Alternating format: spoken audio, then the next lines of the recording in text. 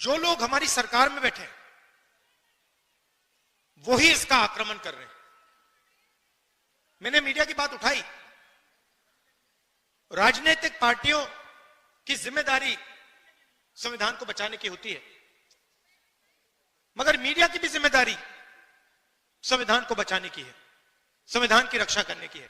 मगर ये जो है ये आजकल संविधान की रक्षा नहीं कर रहे हैं, ये हमारी मदद नहीं कर रहे हैं, इसलिए मैंने शुरुआत में इनके बारे में बोला। 1857 की जो क्रांति थी उसमें राणा बेनी माधव जी का जो रोल था और बीरा पासी जी का जो रोल था उसको आज हम याद करते हैं। उनकी मूर्ति का उद्घाटन किया और अभी मैं कह रहा था जिन्होंने मूर्ति बनाई कहां है, लखनऊ से आए हैं। मैंने कहा कि बहुत सुंदर मूर्ति आपने बनाई है, तो आपका भी हम रायबरेली आपका धन्यवाद करता है।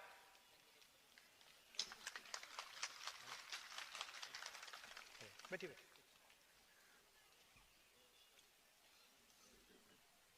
तो ये जो क्रांतिकारी काम किए थे इसका नतीजा हमारा कॉन्स्टिट्यूशन, संविधान। ये सब लोग जो अंग्रेजों से लड़े, जिन्होंने अपनी जान दी, जेल में गए, संविधान के लिए लड़े, संविधान के लिए लड़े। और अगर हिंदुस्तान में गरीबों की आवाज है, मजदूरों की, किसानों की आवाज है, छोटे व्यापारियों की आवाज है, तो संविधान के कारण वो आवाज है। ये हिंदुस्तान की जनता की आवाज है। गांधी जी, अंबेडकर जी, नेहरू जी ने यह संविधान दिया, जेल गए, अंग्रेजों के खिलाफ लड़े। उससे पहले माधव सिंह जी लड़े, बीरा पासी जी लड़े, मगर सारे के सारे इसके लिए लड़ रहे थे। और आज जो लोग हमारी सरकार में बैठे हैं वही इसका आक्रमण कर रहे हैं। मैंने मीडिया की बात उठाई, राजनीतिक पार्टियों की जिम्मेदारी संविधान को बचाने की होती है, मगर मीडिया की भी जिम्मेदारी संविधान को बचाने की है, संविधान की रक्षा करने की है। मगर ये जो है ये आजकल संविधान की रक्षा नहीं कर रहे हैं, ये हमारी मदद नहीं कर रहे हैं, इसलिए मैंने शुरुआत में इनके बारे में बोला। आपको ये बातें मालूम होनी चाहिए, आप तो जानते हो, जानते हो ना ये बात कि मीडिया आजकल हिंदुस्तान में क्या कर रहा है। किसका? अदानी का काम। देश बिक रहा है, एयरपोर्ट्स, पोर्ट्स, इंफ्रास्ट्रक्चर, कोल, रेलवे, सारा का सारा बिक रहा है। कांग्रेस पार्टी लड़ रही है, मैं लोकसभा में लड़ रहा हूं, सड़कों पे लड़ रहा हूं, कांग्रेस पार्टी लड़ रही है, मगर मीडिया वाले हमारी मदद नहीं कर रहे हैं। कोई प्रॉब्लम नहीं है, हम लड़के जीत के दिखाएंगे आपको। देखिए, दो तीन चीजें आपसे मैं कहना चाहता हूं, दो तीन चीजें मैं आपसे कहना चाहता हूं। कन्याकुमारी से कश्मीर तक कांग्रेस पार्टी के लाखों लोग चले। यात्रा में हमने एक नारा दिया, नफरत के बाजार में मोहब्बत की दुकान खोलनी है। बटा हुआ देश, हिंसा में, नफरत में डूबा हुआ देश कभी प्रगति नहीं कर सकता है। किसी परिवार में लड़ाई हो जाती है, दो भाइयों के बीच में लड़ाई हो जाती है, परिवार नष्ट हो जाता है। आप सोचिए, अगर देश के बीच में लड़ाई हो जाए तो कैसे प्रगति हो सकती है। इसीलिए हमने भारत छोड़ो यात्रा की, कन्याकुमारी से कश्मीर, समुद्र से लेकर पहाड़ों तक 4000 किलोमीटर हम चले और देश में हमने, कांग्रेस पार्टी ने, हम सब ने मिलकर मैसेज दिया कि यह देश भाईचारे का देश है, मोहब्बत का देश है, नफरत का देश कभी नहीं हो सकता। तो पहली बात आपको मैं ये कहना चाहता हूं, ये बीजेपी के लोग और खास तौर से जो हमारे यहां युवा हैं, मैंने देखा एनसीसी के यहां लड़के और लड़कियां हैं, जब भी कोई हिंदुस्तान को बांटने का काम करता है, एक धर्म को दूसरे धर्म से लड़ाता है, एक भाषा को दूसरी भाषा से लड़ाता है, एक जात को दूसरी जात से लड़ाता है, आपको रोकना पड़ेगा। आप इस बात को एक्सेप्ट नहीं कीजिए कि इस देश में नफरत होगी। यह मोहब्बत का देश रहा है और यह मोहब्बत का देश रहेगा।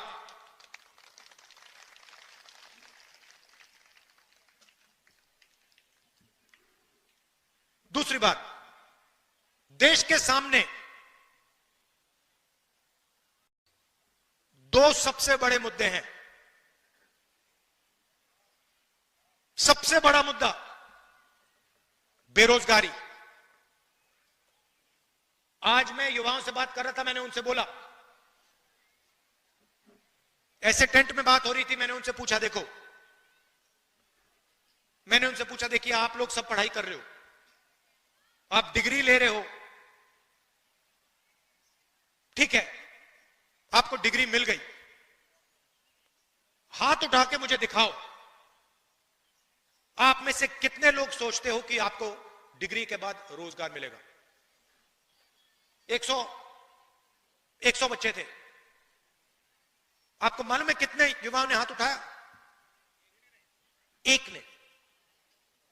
100 में से एक लड़के ने हाथ उठाया, बाकी ने हाथ नहीं उठाया। 100 में से सिर्फ एक युवा सोचता है कि उसको रोजगार मिलेगा। और जब मैंने उससे पूछा तो उसने कहा, मैं कहीं ना कहीं रोजगार ढूंढ के निकालूंगा। मगर 99% युवाओं ने बात एक्सेप्ट की कि आज के उत्तर प्रदेश में, आज के हिंदुस्तान में उनको रोजगार नहीं मिलेगा। दूसरा मुद्दा, महंगाई। दो हिंदुस्तान बन रहे हैं, एक अरबपतियों का, 20-25 लोग हैं, अदानी, अंबानी, लाखों करोड़ रुपए, जो भी उनको चाहिए उनको मिल जाता है।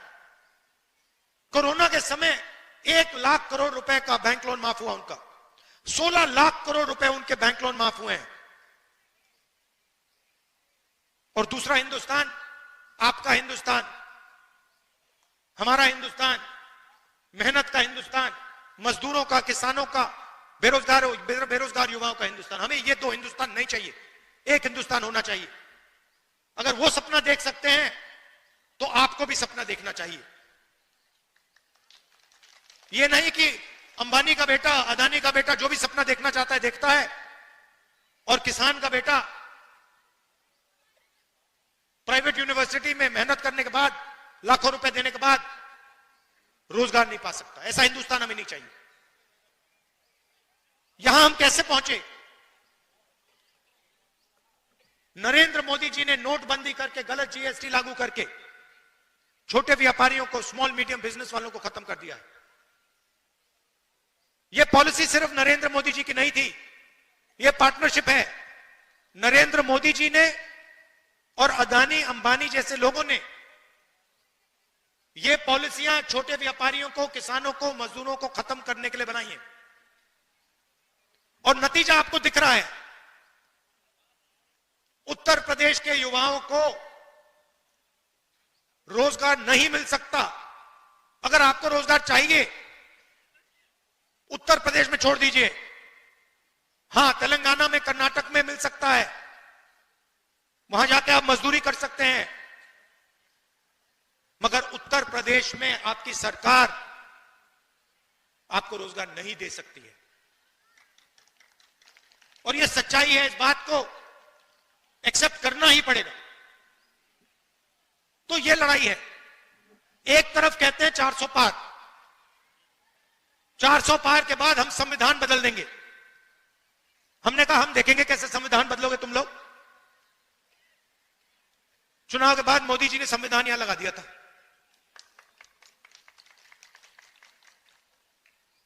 और महाराष्ट्र में चुनाव हुआ। आप परिवार के लोगों को तो बताना चाहता हूं आपको, तकरीबन लोकसभा और विधानसभा के बीच में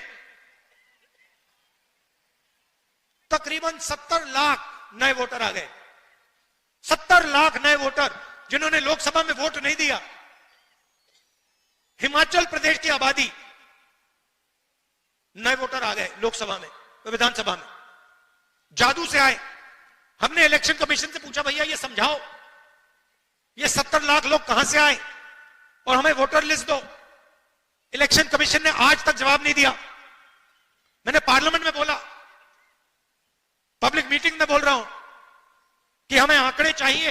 ये 70 लाख नए वोटर जो आए हैं, जिन्होंने लोकसभा में वोट नहीं दिया, विधानसभा में जादू से वोट मिल गया, हम चेक करना चाहते हैं ये लोग कौन है, हमें वोटर लिस्ट दीजिए। वोटर लिस्ट नहीं देनी। तो बात आप समझ गए हो हिंदुस्तान में आजकल हो क्या रहा है। ये राजनीति चल रही है, मगर हम किसी से डरते नहीं है।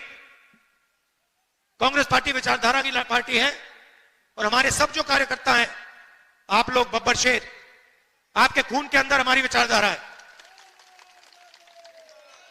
आपके खून के अंदर हमारी विचारधारा है और आप इस विचारधारा को लेकर कांग्रेस पार्टी के लिए, संविधान के लिए और देश के लिए लड़ते हो, रोज लड़ते हो। इसके लिए मैं आपको दिल से धन्यवाद करना चाहता हूं।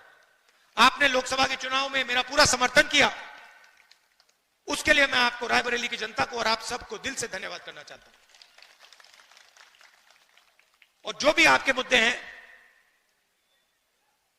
जहां भी मेरी जरूरत हो, चाहे रायबरेली में, लोकसभा में, बाकी प्रदेशों में, मैं हाजिर हूं। जो भी आप मुझसे काम करवाना चाहते हो, आप बताओ, मैं करने को तैयार हूं। और आखिरी बात, रायबरेली एक ऐसी कंस्टिट्यूएंसी है शायद पूरे हिंदुस्तान में जिसके 2 सांसद हैं। एक मैं हूं और एक प्रियंका है। तो कभी कभी उसको भी यहां बुला लिया करो। वो मुझे वायनाड बुलाती है, मैं जाता हूं। रायबरेली के भी वो सांसद हैं, उसको भी यहां बुलाया करो आप। बिल्कुल। और आप सबको बहुत बहुत धन्यवाद और मेरा प्यार। राजनीतिक रिश्ता नहीं है, पारिवारिक रिश्ता है हमारा। दिल से आपका धन्यवाद करता हूं। नमस्कार, जय हिंद।